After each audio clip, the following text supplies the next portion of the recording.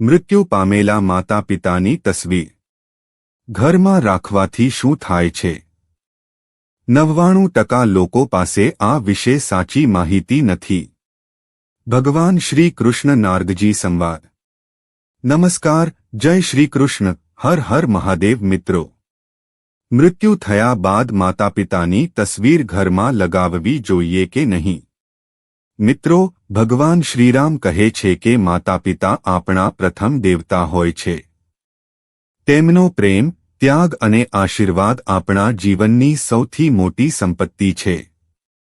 પરંતુ જ્યારે તેઓ આ સંસારથી વિદાય લે છે, ત્યારે લોકો તેમની સ્મૃતિમાં તેમના ચિત્રો ઘરમાં લગાવે છે. એવામાં પ્રશ્ન ઉઠે છે કે શું મૃત્યુ થયા બાદ માતાપિતાની તસવીર ઘરમાં લગાવવી જોઈએ કે નહીં?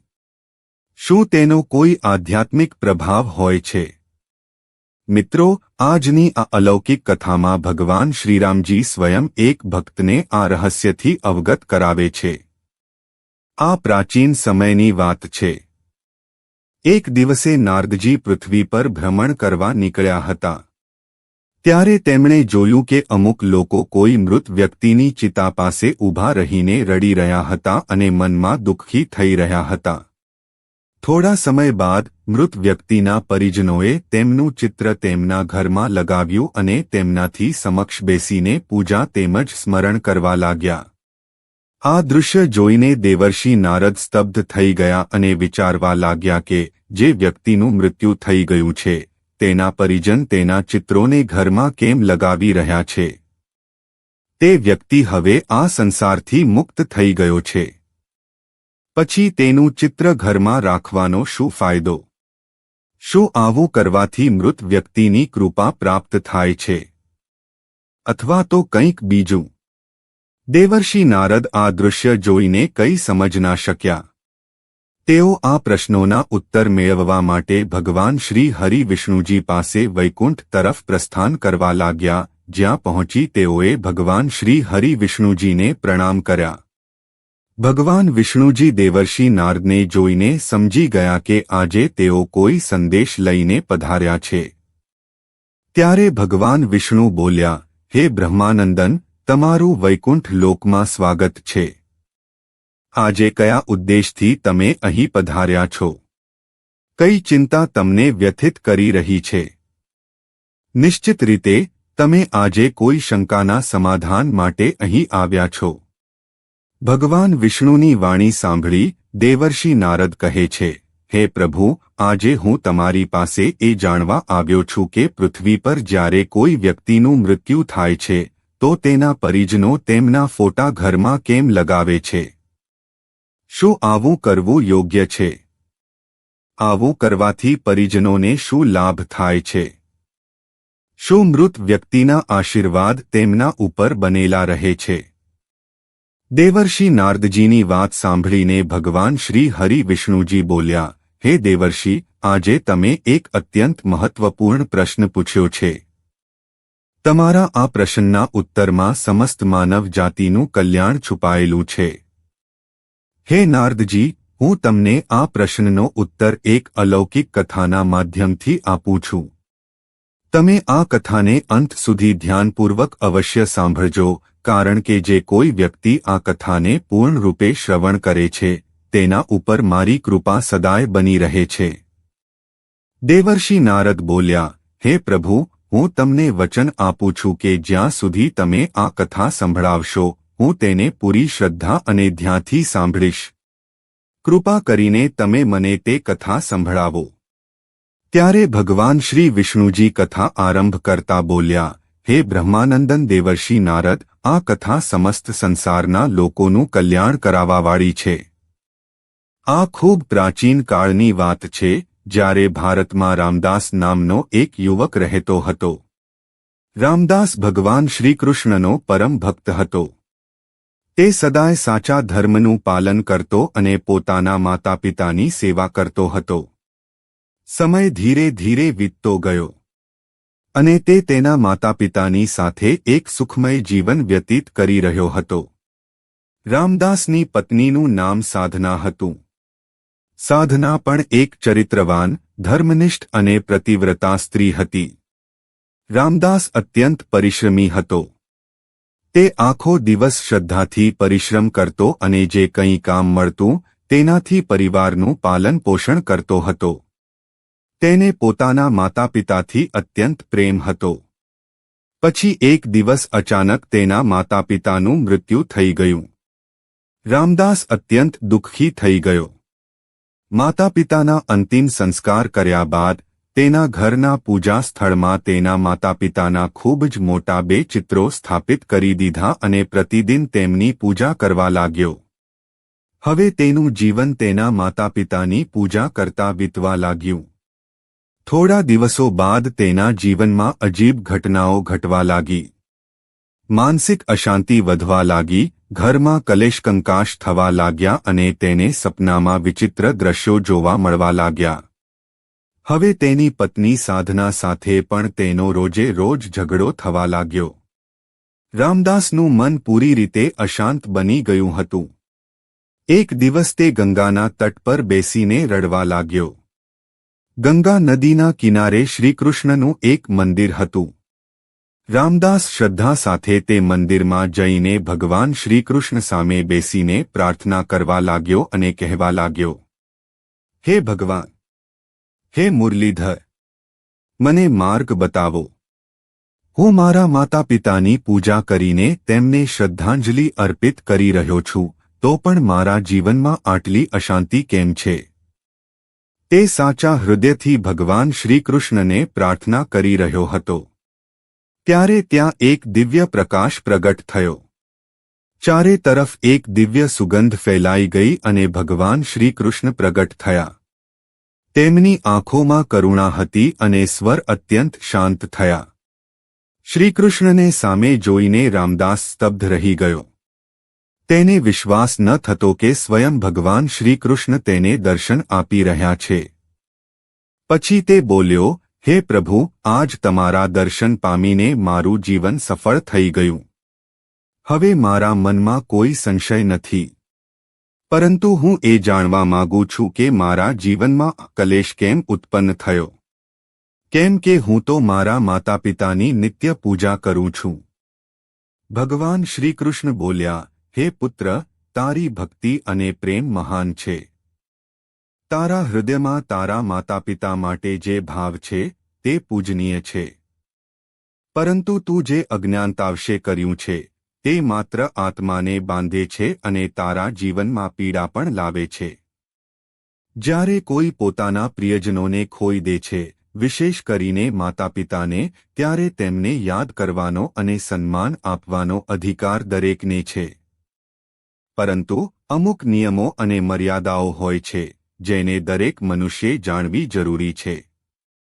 હે પુત્ર, જ્યારે કોઈ આત્મા આ શરીરને છોડે છે ત્યારે તેનો ઉદ્દેશ હોય છે આગલા જન્મ તરફ આગળ વધવાનો અને તે યાત્રાને પૂર્ણ કરવાનો જે બ્રહ્માંડ તેના માટે નિર્ધારિત કરે છે. પરંતુ જ્યારે આપણે તે આત્માના ચિત્રને પૂજાસ્થળમાં રાખી પ્રતિદિન દીવો પ્રગટાવીએ છીએ, ફૂલ અર્પિત કરીએ છીએ, ત્યારે આ પ્રેમ એક બંધન બની જાય છે. આ રીતે આત્માને આગળ વધવા દેવામાં અવરોધ થાય છે. આત્મા આગળ વધવા માંગે છે, પરંતુ આપણા પ્રેમના કારણે તે ભાવનાઓમાં અટવાઈ જાય છે. ભક્તિ કરવી ખોટી નથી, પરંતુ તેમને પ્રેમથી મુક્ત કરી દેવી જોઈએ. તેમને બાંધવી નહીં, પરંતુ પ્રાર્થના કરવી. પકડી રાખવી નહીં. કારણ કે સાચો પ્રેમ એ જ છે જે આત્માની મુક્તિ ઈચ્છે છે, ન કે તેને પોતાના મોહમાં ફસાવી રાખે. ભગવાન શ્રીકૃષ્ણે શાંત સ્વરમાં કહ્યું, હે પુત્ર, આ જાણવું દરેક ગૃહસ્થ માટે આવશ્યક છે કે જે સ્થાન પર ભગવાનની ઊર્જા હોય છે, જ્યાં મંત્રોની ધ્વનિ ગુંજતી હોય, જ્યાં દીવાના જ્યોત આત્માને પરમાત્માથી જોડતી હોય, ત્યાં મૃત વ્યક્તિઓના ચિત્રો ન લગાવવા જોઈએ. કારણ કે તે સ્થાન આત્માની મુક્તિનું કેન્દ્ર હોય છે, ના કે બંધનનું. જ્યારે આપણે પૂજાસ્થળમાં પિતૃઓના ચિત્રો લગાવીએ છીએ ત્યારે અજાણતા આપણે અલગ અલગ શક્તિઓને એક સ્થળે જોડીને મૂકી દઈએ છીએ. આનાથી માત્ર આત્મા ઉલસતી નથી, પરંતુ ગૃહસ્થ જીવનની શાંતિ પણ ભંગ થાય છે. ભગવાનનું સ્થાન આત્માની મુક્તિનું કેન્દ્ર હોય છે અને પિતૃઓનું સ્થાન સ્મૃતિ અને શ્રદ્ધાનું. તેથી આ બંનેને અલગ રાખવા જોઈએ.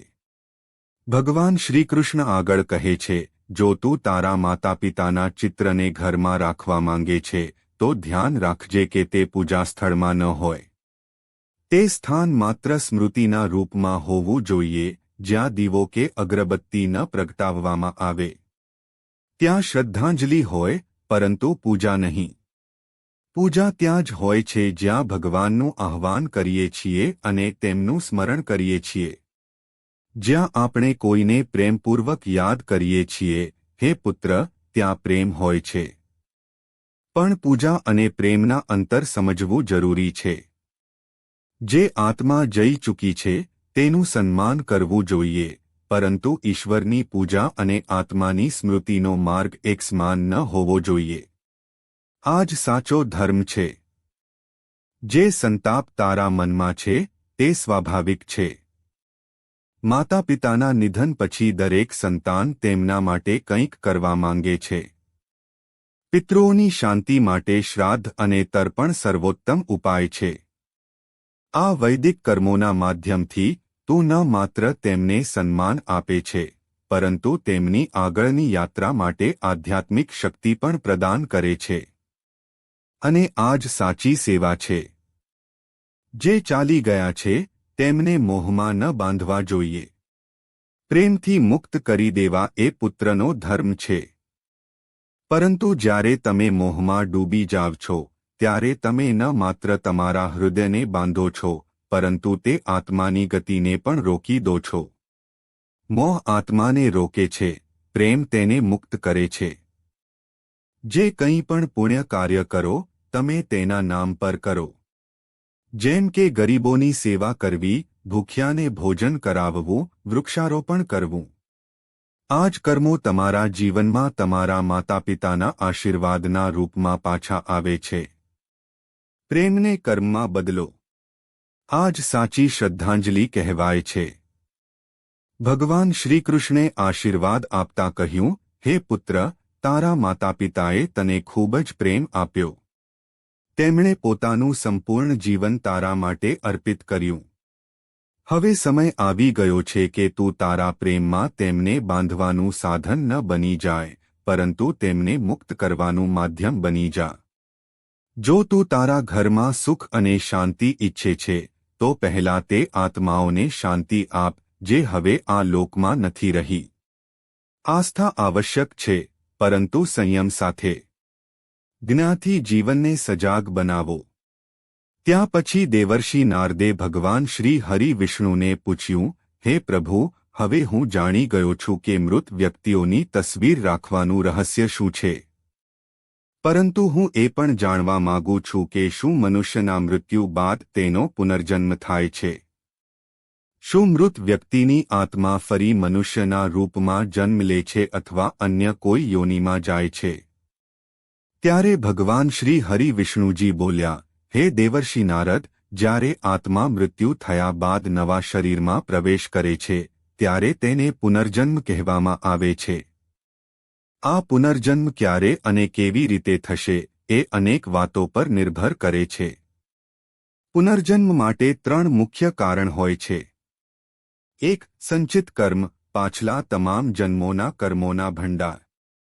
2. પ્રારબ્ધ કર્મ, વર્તમાન જન્મમાં જે સુખદુઃખ મળ્યા છે, તે પૂર્વજન્મોના કર્મોથી નિર્ધારિત થાય છે.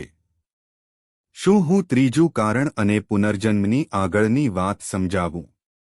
નંબર 3. પુણ્ય કર્મ, જે આ જન્મમાં કરવામાં આવ્યા છે, તે ભવિષ્યના જન્મને પ્રભાવિત કરે છે. જ્યારે મનુષ્ય મરે છે, ત્યારે તેની આત્મા તરત જ પુનર્જન્મ લેતી નથી. આત્મા 3 ચરણોમાંથી પસાર થાય છે. 1. પ્રેત યોનિ, જ્યાં આત્મા અમુક સમય સુધી શરીરના અભાવને સમજી શકતી નથી. 2. યમલોક યાત્રા, યમદૂત આત્માને યમરાજ પાસે લઈ જાય છે. ચિત્રગુપ્ત આત્માના કર્મોના લેખાજોખા પ્રસ્તુત કરે છે. ત્રીજું, જો પુણ્ય વધુ હોય તો સ્વર્ગ અથવા ઊંચા લોક પ્રાપ્ત થાય છે. જો પાપ વધુ હોય તો નર્ક અથવા નિમ્ન યોનિ મળે છે. અને જો પુણ્ય અને પાપ સમાન હોય તો માનવ જન્મ ફરીથી મળે છે. ગરુડ પુરાણ અનુસાર આત્માને પુનર્જન્મ માટે 16 પ્રકારની યોનિઓમાંથી પસાર થવું પડે છે. જેમ કે પશુ, પક્ષી, કીટ, જલચર, મનુષ્ય આદિ. જેમણે હિંસા અને અધર્મ કર્યું હોય તેમને નિમ્ન યોનિ મળે છે.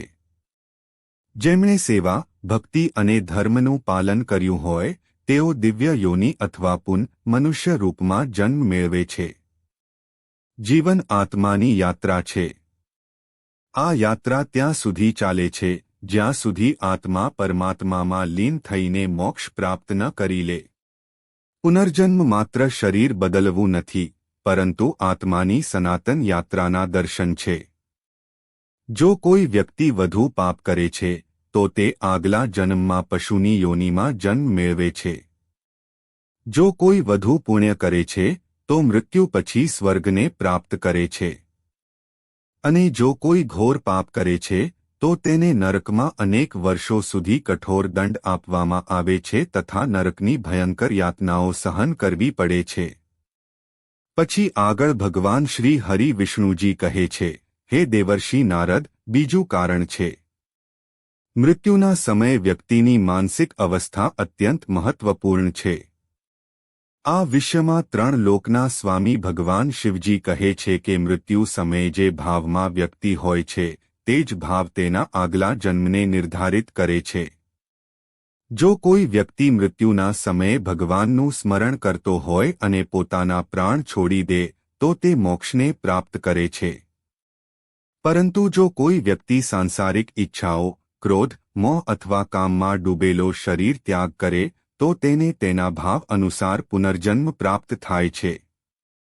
પછી ભગવાન વિષ્ણુજી દેવર્ષિ નારદને કહે છે, હે દેવર્ષિ નારદ, હવે મને આશા છે કે તમને તમારા તમામ પ્રશ્નોના ઉત્તર પ્રાપ્ત થઈ ગયા હશે. દેવર્ષિ નારદજી ભગવાન વિષ્ણુજીને કહેવા લાગ્યા, હે પ્રભુ, તમારા મુખથી આ દિવ્ય ઉત્તર મેળવીને હું કૃતાર્થ થઈ ગયો છું. હવે હું આ દિવ્ય જ્ઞાનને 3 લોકમાં પ્રચાર કરીશ. પછી દેવર્ષિ નારદજી એ ભગવાન શ્રી હરિ વિષ્ણુજીને ફરીથી પ્રણામ કર્યા અને ભ્રમણ માટે નીકળી પડ્યા. તો મિત્રો, આ કથામાં આપણને એ શિક્ષા મળે છે કે માતાપિતાની આત્માને બાંધવી ન જોઈએ, પરંતુ તેમને પ્રેમપૂર્વક મુક્ત કરવા જોઈએ. પૂજાસ્થળમાં માત્ર ભગવાનનું ચિત્ર હોવું જોઈએ. જો કોઈ મૃત વ્યક્તિનું ચિત્ર લગાવેલું હોય તો તેને પૂજ્ય ન બનાવવું જોઈએ. માત્ર સ્મૃતિ સ્વરૂપે રાખી શકાય. શ્રાદ્ધ, તર્પણ અને સેવાના માધ્યમથી સાચી શ્રદ્ધાંજલિ આપી શકાય છે. મૃત આત્માઓને મોહ નહીં, પરંતુ સમર્પણ અને પ્રેમથી વિદા કરવા. એ જ આપણું કર્તવ્ય છે. અને આ જ સાચો પુત્રનો ધર્મ છે. આ દિવ્ય શિક્ષા આપણને ભગવાન શ્રીરામજી આપતા કહે છે, આ સંસારથી જઈ ચૂકેલા જીવને પોતાના આંસુઓથી બાંધો નહીં, કારણ કે આત્માનું અંતિમ લક્ષ્ય ભગવાન તરફ યાત્રા કરવાનું છે. અને સાચો પ્રેમ એ છે જે આત્માની યાત્રામાં બાધા નથી રચતો, પરંતુ માર્ગદર્શક બને. તો મિત્રો, આશા છે કે આજની આ કથા તમને જરૂર પસંદ આવી હશે. તો મિત્રો, આજની આ વિડીયોને લાઇક કરો અને વધુમાં વધુ મિત્રો તથા સગા સંબંધીઓ સાથે જરૂરથી શેર કરો. કારણ કે આ કથાને શરૂઆતથી અંત સુધી જે કોઈ વ્યક્તિ શ્રદ્ધા અને ધ્યાનથી સાંભળે છે તેને ભગવાન શ્રીરામ, ભગવાન શ્રીકૃષ્ણ અને ભગવાન શ્રી વિષ્ણુજીની વિશેષ કૃપા અવશ્ય પ્રાપ્ત થાય છે. મિત્રો, જો આજની વિડીયો તમને સારી લાગી હોય તો વિડીયોને લાઇક કરવાનું અને શેર કરવાનું ભૂલતા નહીં. અને અમારી ચેનલને હજી સુધી સબસ્ક્રાઇબ ન કરી હોય તો ચેનલને સબસ્ક્રાઇબ જરૂરથી કરી દેજો. જય શ્રી કૃષ્ણ. હર હર મહાદેવ. જય માં લક્ષ્મી.